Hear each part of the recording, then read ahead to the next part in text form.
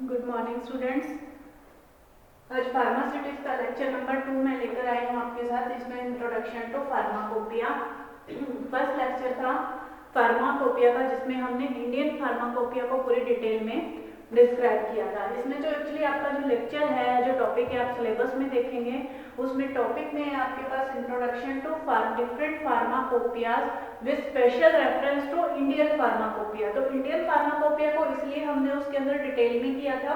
बाकी इसके अलावा और भी बहुत से ऑफिशियल बुक्स हैं, जैसे मैंने आपको लास्ट के लेक्चर में बताया था कि जो फार्माकोपिया है, जैसे हमारा इंडिया का इंडियन फार्माकोपिया, ऐसे ब्रिटिश का ब्रिटिश फार्माकोपिया होगा, या डिफरेंट कंट्रीज का अलग अलग अपना फार्माकोपिया, या कुछ ऑफिशियल बुक्स है जिनको वो अपनी मेडिकेटेड या डोसेज फॉर्म्स बनाने के लिए प्रिपेयर करते यूज करते हैं।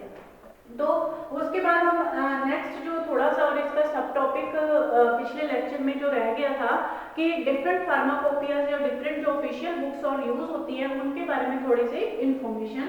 तो एक नेक्स्ट है that is the British pharmacopoeia. British pharmacopoeia है जो यूनाइटेड स्टेट का फार्माकोपिया है। इसका जो फर्स्ट एडिशन था that was published in the 1864 और it was published by general council of medical education.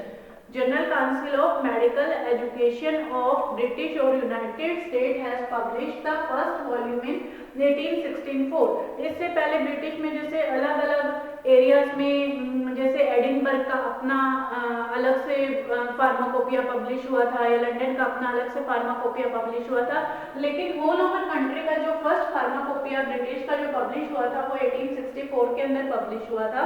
और 1948 तक हर 5 साल के बाद उन्होंने इसको रिवाइज किया, इसमें कुछ अमेंडमेंट्स किए, कुछ ड्रग्स ऐड की, कुछ ड्रग्स डिलीट की, या जो भी इंफॉर्मेशन है वो सारी इसके अंदर एवरी 5 इयर्स के बाद चेंजेस हुए। जो लास्ट जो इसका फार्माकोपिया 2003 में आया था, उसमें 2040 मोनोग्राफ्स थे। इसके अलावा और भी इसकी editions time to time revise होते जा रहे हैं। जो ब्रिटिश फार्माकोपिया है, जिस तरह से हमारे इंडियन फार्माकोपिया में जो भी हमारी इंडिया के अंदर मेडिसिन यूज हो रही हैं थेरेपेटिक पर्पस के लिए, या जो हमें कंपनी डिफरेंट डोसेज फॉर्म में प्रोवाइड कर रही हैं, इसी तरह से ब्रिटिश फार्माकोपिया के अंदर भी वो सारी की सारी इंफॉर्मेशन उसके अंदर दी होती है कि जो ड्रग है उसके डिफरेंट डोसेज फॉर्म क्या है, उनकी टॉक्सिसिटी क्या होगी, या उनको प्रिपेयर करने के लिए आपने कौन से मेथड ऑफ प्रिपरेशन यूज करने हैं, या उससे कौन से आपने एडिटिव्स यूज करने हैं, कलरिंग एजेंट यूज करने हैं, या एक ड्रग की कितनी डोसेज फॉर्म मार्केट में अवेलेबल हो सकती है, कौन सी डोसेज फॉर्म कितनी ज्यादा स्टेबल है। तो ये कंप्लीट जो इंफॉर्मेशन है ब्रिटिश फार्माकोपिया से ही मिलती है। कुछ जो कंट्रीज हैं जिनका अपना खुद का कोई फार्माकोपिया नहीं है, या खुद की कोई बुक उन्होंने पब्लिश नहीं की हुई, तो they also use the British pharmacopoeia mostly. लेकिन और भी कंट्रीज की कोई भी बुक मतलब फार्माकोपिया यूज कर सकते हैं as they want. Next is the British BPC. BPC क्या है? It is the British pharmaceutical codex. British pharmaceutical codex BPC, यहाँ मैंने फुल फॉर्म में लिखी थी।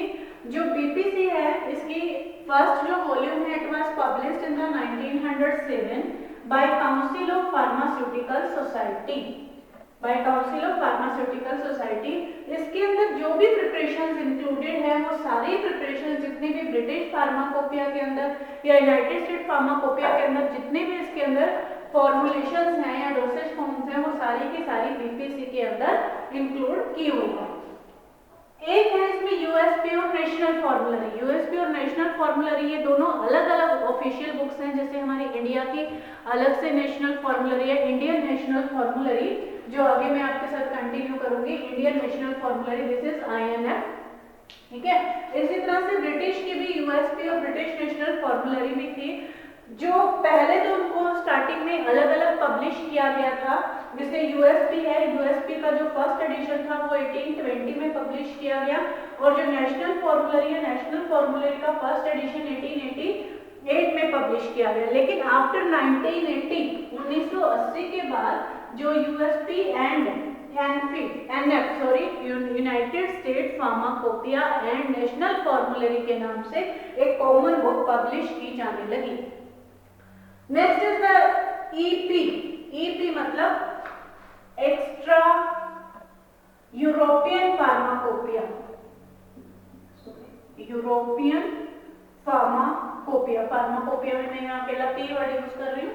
यूरोपियन फार्माकोपिया, यूरोपियन फार्माकोपिया जो यूरोप की कंट्रीज ने पब्लिश किया हुआ है, इसके अंदर जो काउंसिल ऑफ यूरोप ने इसको पब्लिश किया था, जो इसका फर्स्ट एडिशन 1969 में था, इसमें टोटल 8 कंट्रीज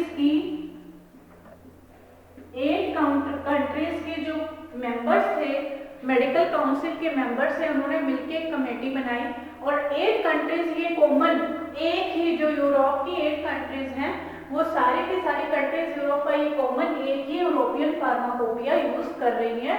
तो 8 council of 8 countries together make the first European pharmacopoeia in the 1969, that is called as by the Council of Europe. Next is the international pharmacopoeia. अब ये इंटरनेशनल फार्माकोपिया क्या है? International pharmacopoeia भी काफी important topic है इसके अंदर। इसका जो इंटरनेशनल फार्माकोपिया है ये WHO क्या है? World health organization. World health organization problem क्या आई कि सभी कंट्रीज ने अपना अपना अलग अलग एक फार्माकोपिया पब्लिश कर दिया। इंडिया का अलग से इंडियन फार्माकोपिया हो गया, यूरोपियन कंट्रीज का यूरोपियन फार्माकोपिया हो गया, और यूएसपी फार्माकोपिया हो गया, या यूनाइटेड स्टेट फार्माकोपिया हो गया, ब्रिटिश का ब्रिटिश फार्माकोपिया हो गया। प्रॉब्लम कहाँ है? प्रॉब्लम इसमें ये आई कि जैसे हर एक कंट्री ने अपना अलग अलग फार्माकोपिया पब्लिश किया हुआ है।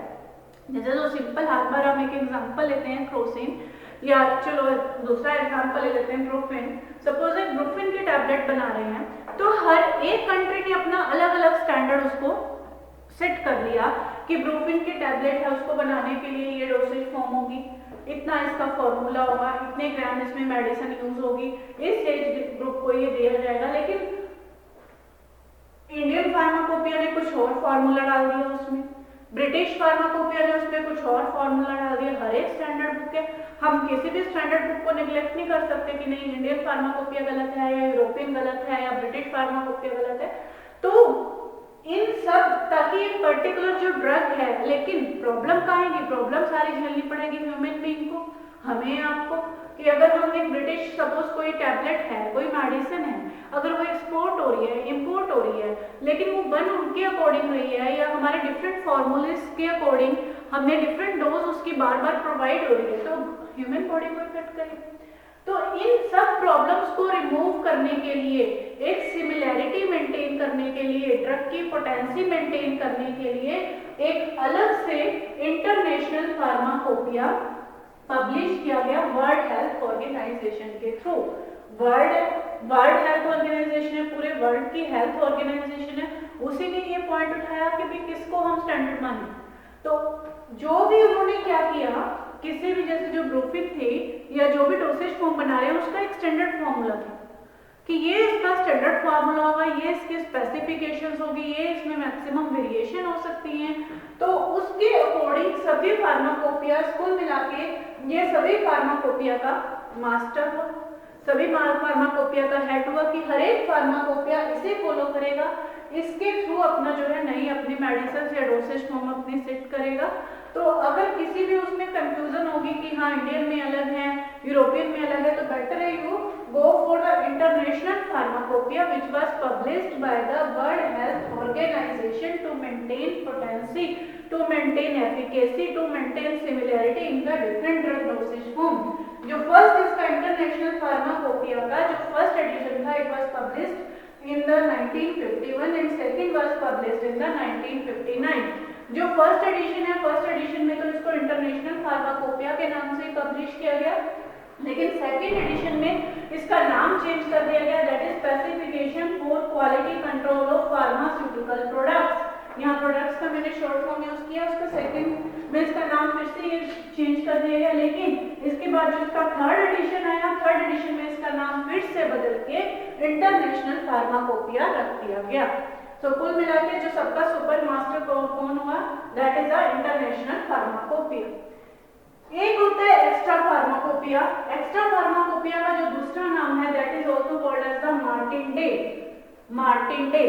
एक्स्ट्रा फार्माकोपिया वो है जैसे कुछ एक जो ड्रग्स होती हैं जो आपको सपोज किसी भी फार्माकोपिया में नहीं मिलेंगी, या इसके अंदर मेनली कलरिंग एजेंट्स, एडिटिव्स, या जिनके कोई फार्मास्यूटिकल डोसेज फॉर्म में बहुत से सब्सटेंस ऐसे यूज होते हैं जिनका कोई थेरापेटिक इफेक्ट तो नहीं होता हमारी बॉडी के अंदर, लेकिन डोसेज फॉर्म्स बनाने के लिए उनका एडिशन करना वो एज अ एडिटिव, ठीक है, वो जरूरी होते हैं। तो उनके बारे में जो भी अगर आपको एक्स्ट्रा नॉलेज चाहिए, या कुछ ड्रग्स होती हैं जो मैक्सिमम यूज नहीं होती, क्योंकि एक बुक के अंदर आखिर इंडियन फार्माकोपिया के अंदर या ब्रिटिश फार्माकोपिया के अंदर हम सारी ऑल ओवर वर्ल्ड की सारी बुक्स नहीं ड्रग्स नहीं कैरी ऑन कर सकते, या सारी डोसेज फॉर्म नहीं कैरी कर सकते।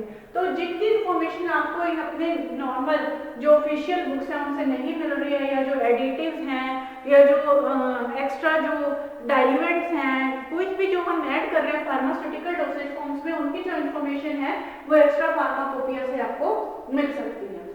इसका फर्स्ट एडिशन 1883 में पब्लिश हुआ था। मैंने इसके अंदर सिर्फ फर्स्ट एडिशन कैरी ऑन किए हैं, क्योंकि हर एक बुक के उसके बाद बहुत सी एडिशन पब्लिश हो चुकी हैं, इतने एडिशन आपके लिए याद करने भी पॉसिबल नहीं हो पाएंगे।